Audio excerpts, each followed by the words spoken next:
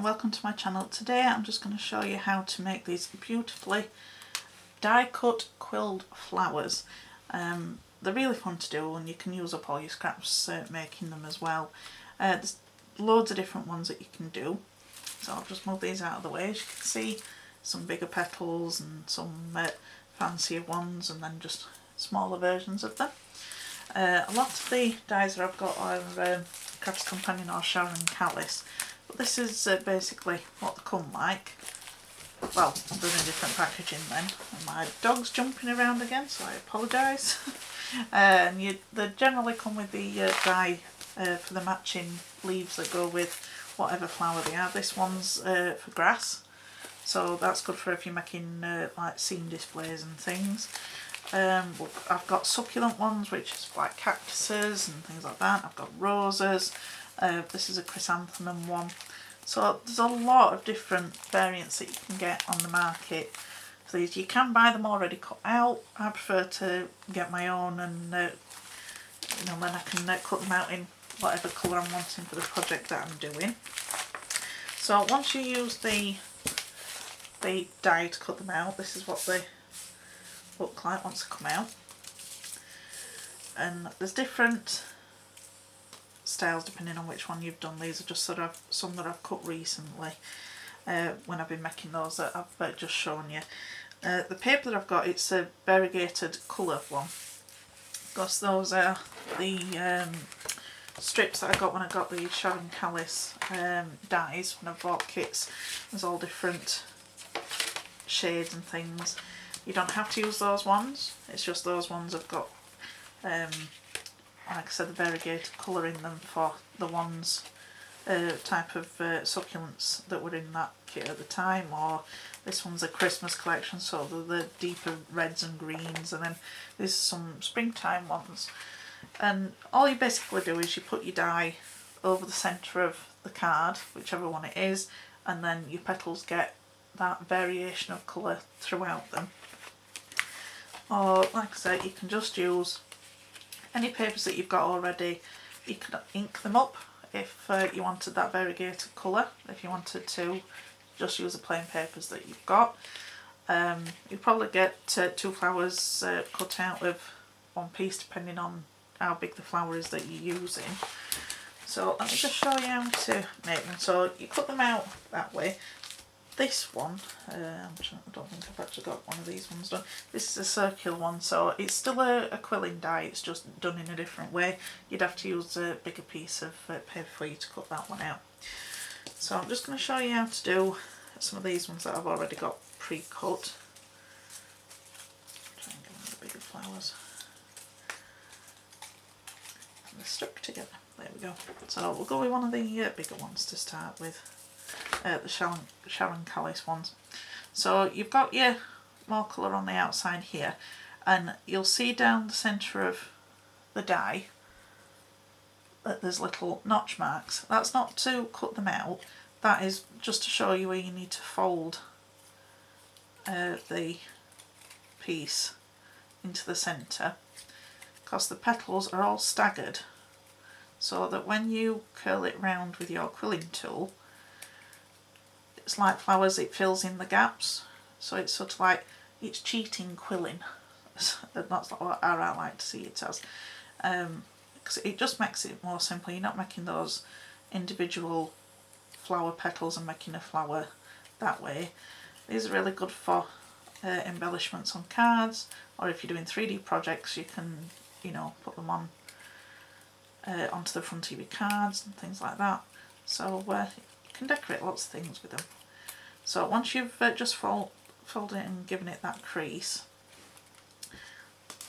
I just like to run a little bit of glue down the centre, so when you fold the sides together again, it holds it better.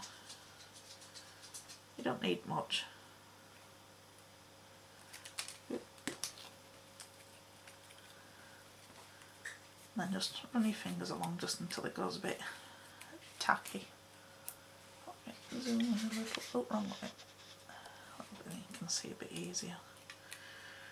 Now I find it easier to shape the petals once I've got it wound up, because I know which way the petals are going to go you know, as to the positioning of them. Because some of the petals, if you want them curved, once they're in, you can decide on which way you want to bend them. So that'll now it's going tacky, so it'll stick once I start winding it up now. So all you need to do is you start at the smaller end of the piece, and then put it into the quilling tool. If your notch is not wide enough, because this is quite thick paper, the Sharon Callis pages that came with the kit, your own paper will probably be thinner, but you might just need to widen the slot on your quilling tool just so that you can get it in a little easier. And then, like a normal tight coil, you just need to try and keep it as tight as you can. Some people like to put a strip of red tape down this to make sure that it stays in position. I don't like doing that, that's just my personal preference. I found it harder because when I wanted to adjust the petals, the paper was tearing because of the red liner tape that I was using. It was too strong for you to be able to manipulate it. So I like just using the wet glue. You need to just try and keep it as straight as you can, you know, on the underside. Sorry, don't think it's going to be blurred now, but I'll show you better in a moment. And then just try and keep it all wound up, and then push it off like you normally do it with a normal tight coil. Some glue on, and then take a little bit longer just to make it stay in place, simply because it's the thicker paper. Well, it doesn't take too long. It's doing it already now, I think. So you can see that it's gone down in the middle there. So when I'm first starting off doing it, I like to just sort of just spread out the outer petals and get to the smaller ones in the centre. Oh, it's gone.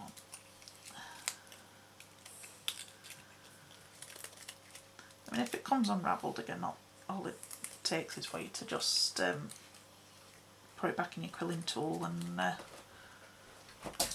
redo it. It's not the end of the world if...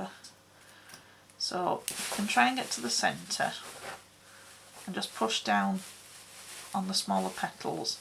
It'll just even out the base of it again. So, because this will be where you'll be putting your adhesive to stick it to whatever you're doing. And then with each of the petals, you can sort of manipulate it, with it being paper, more into the position that you want them to go in, because generally with flowers they cross over each other and fill in the gaps, some more so than others. But I like to do it like this. That's just my personal preference, again, just getting it how I want it to go. And good strong glues, instead of PVA, I had to put it out my Collal all-purpose, because that's got a stronger tack to it than PVA. It's just I had the PVA out on my desk already.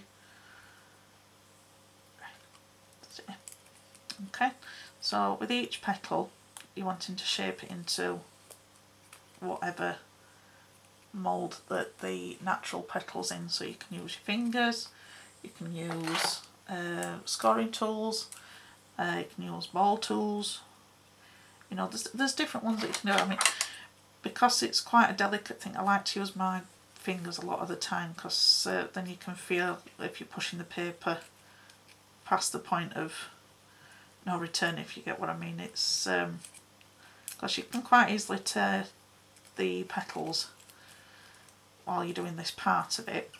You can try and curve them before you start rolling them up, but I think because you're holding the piece quite tightly when you're winding it up, you can flatten out some of your petals again, so you'd end up having to reshape them anyway. You could use a sponge with your bowl tool, like you do with the other flower forming types, which I will be doing a video eventually on flower forming. just working down the list of ideas that I've got to do. So as you can see, it's coming together. Work from the outside in and just turn it each time, just make sure that you've got it in the right position that you want it to be. And that's another reason why I prefer not to use the red liner tape, because when you've got that on, you can't move them as easily as what you can if they're stuck just with the PVA or the Collal glue. And just make sure you keep pushing down in the centre, because you need it to all stay level, so that you can put it flat. If you're using it on the front of a card, you want it to have a flat base so that it adheres properly to the front of the card. And then your inner ones are a little bit more fiddly to manipulate into the shape, but just take your time with it. And then if one of the petals does come off by some accident, it's only paper, but you can then just put some glue on the base of the petal and put it back into place, and it will stick eventually. It's just annoying when it happens, because you spend so much time trying to fiddle with it and make sure that it's right, and then all of a sudden a petal can come off. But it's just nice sitting thing to do in front of the telly, or you know, if you're just not sure what you want to do some crafting but you're not sure what, it just keeps your hands busy. I like to always be having something to do, even when I'm watching the telly. I just like having something on my lap to be doing. And then you've got all these ready-made flowers to go onto your other projects, which flowers pretty much go on most of any card that I make, or you know, where most card types that you get have generally got flowers on or something like that, or butterflies. That's another thing that's good to have ready made up, is nice butterflies. So yeah, you can keep on adjusting them and fiddling with them for ages, and even if you're not using it now, you can just do it now, you know, like get them all cut out now and sort of shape them a little bit, but then when you come to use it, you might decide that you want to shape it differently, which is again entirely up to you. It's your choice, it's your work, so you would do it how you want it to do. So that, I think that one's just about done. So, and then I just like to put, once it's done there, just like to put a little bit of glue on the underside. I think I need to fill my bottle up, and then just leave it to set like that, and then it'll seep down into the petals and the position that you've put them in, so that they'll stay more in that position that you want them to be in. This is a lot smaller one. I think this was one of the Christmas flowers. This is probably one of the more fiddlier ones, because the ones that I got, they were in the sale when all the Christmas stuff came out last year, when all the Christmas craft stuff were coming out, and I got, oh no, it's a different one, and they were the small version of them, and then there was a large version. This is one of the more fiddlier ones, simply just because of how small it is. Again, you're just pinching it up. This one's got more of the stamens for the centre. Is it stamens? I think it's stamens, what they're called in the middle. That bit that goes in the middle, that's in the middle of the flowers anyway, what the bees go to and for the pollen. And again, just put in a little bit of glue down the middle.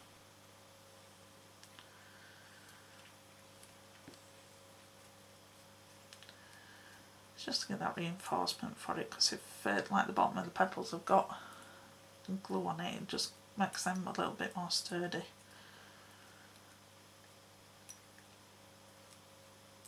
So again, got that in there now, and pop it into your tool, and then just try and keep it level as best you can. and as tight as you can as well. See, a good thing about these papers is they don't unravel very easily. So if you do that like what I've just done, it's not like a normal coil that will just spring open and you've got to start it all the way back from the beginning.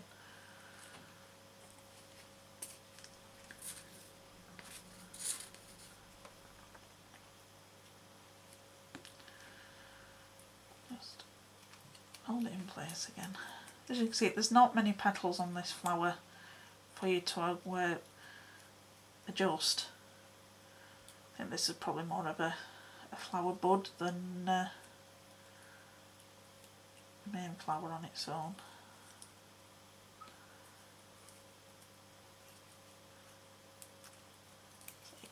Started adjusting it too soon.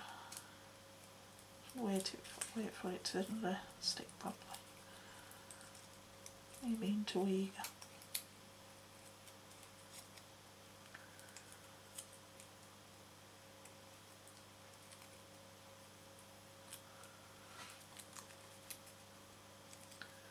Sorry, I went off camera then.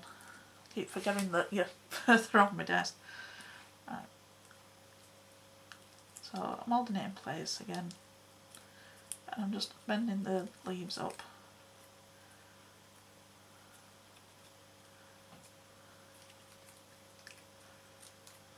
So it just depends on the look that you want it to have.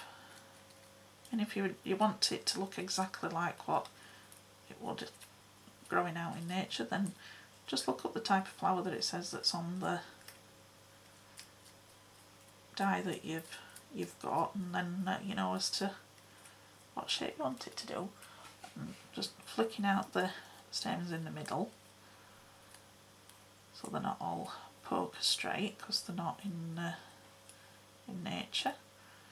And then you've just got those four,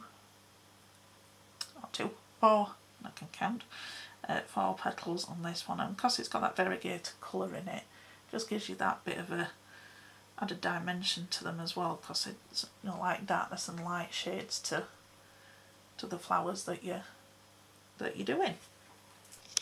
So that's about all you really need to know about making flowers with the quilling dies. This is just one of the papers again that I got with the dies when I first got them.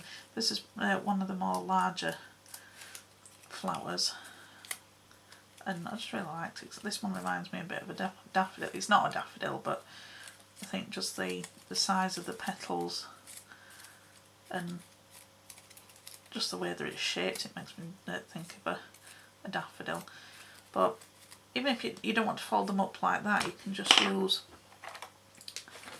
if you just get well, you could use a pen if you've not got a scoring tool or something, just like how you curl ribbon when you're wrapping presents. So to just put that bit of tension on it, and oh, there, and I've gone and pulled a leaf off now, so I'll be sticking that back on. A bit too heavy-handed with it then. Just curl it.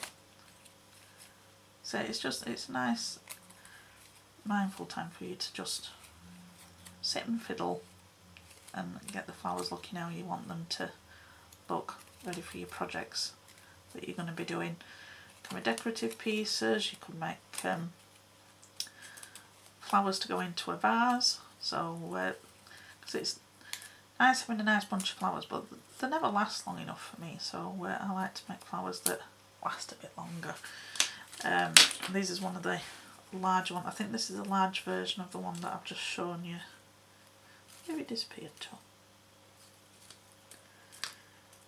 He's gone walkies.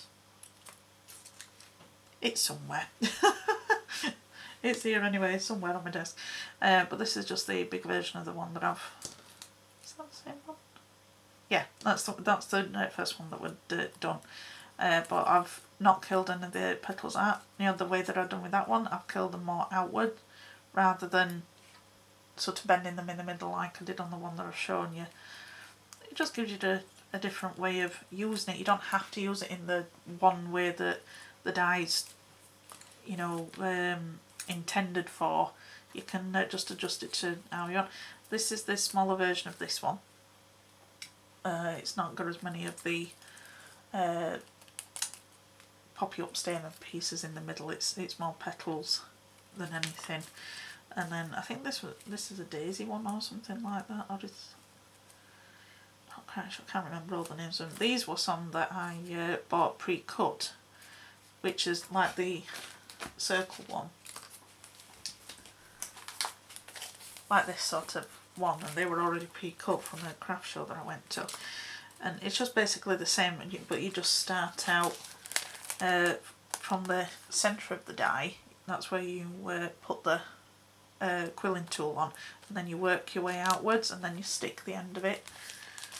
So generally I have this piece on the bottom, which is like a flat disc, which is what you'd use to stick it to whatever you're putting it onto, and you just wind it round. And again, this one you don't manipulate the petals like you do on the other ones. You sort of just let this one unravel and, you know, get it spaced out as you want it to be. I love these little adorable ones. I think these are like poppy style ones. I really like those. Nice and delicate for going on as embellishments on your cards. I think this is a rose one. I think this is one of the rose ones. It was one of the first ones that I got. And if you just use the plain colour and you decide you want to put some colour on, just get an ink pad and just rub a little bit of colour onto the edge of the petals, because there's lots of flowers that have got more than one colour in the petals that they grow. And then this is one of the succulent ones. I can never remember the names of them all properly, but again, it's just taking your time and getting them to look how you want them to look. And then this one, I think this is, I'm not quite sure what that one is, but it's a nice sort of spiky flower. I don't know whether it is an aster or something like that. Anybody knows the names of flowers better than, please feel free to correct me if I've got them wrong. So yeah, that's oh, and this is one where I've put the I can never remember what the part is that that's underneath the flower bud. Anyway, it's got those ones on, and you can put them on underneath. And then, as you can see, the centre here is not got any of the stamens in. Sorry, I've gone off camera again. So this, you could put a flat back gem in, you could put a rhinestone, just a big blob of glitter glue. You know, there's lots of different options. You can get, you know, for the flower forming dies, you know, like with the foam flowers that you can do, you can get stamens. Let's see if we can find the packet of them. Oh, there we go. These. You can use these as well. You can take them off and put them through the centre of it, so you've got something that looks more like a real stamen opposed to paper ones that you know, that these, like these ones that have got them in the centre. You've got that option of putting in something different in out of your stash. So I hope that's helped you a little bit. If you've got any of these quilling dies, or you're thinking about getting them, they are really fun to do, and you can just make yourself a myriad of them in all different colours and sizes, and they're just a really fun little item for if you think, oh, that card just needs something else putting on it. I know I've got some paper flowers that I can put on. So they're definitely worth the investment if you like using flowers in your cards. And yeah, it's just a fun little thing to doing to keep your hands busy. So I hope you've enjoyed that, and thanks ever so much for watching. If you've liked, please give a thumbs up, it would be greatly appreciated. And if you've not subscribed, please consider subscribing, and then you'll not miss out on any future videos. So thanks a lot, and I'll see you next time. Bye!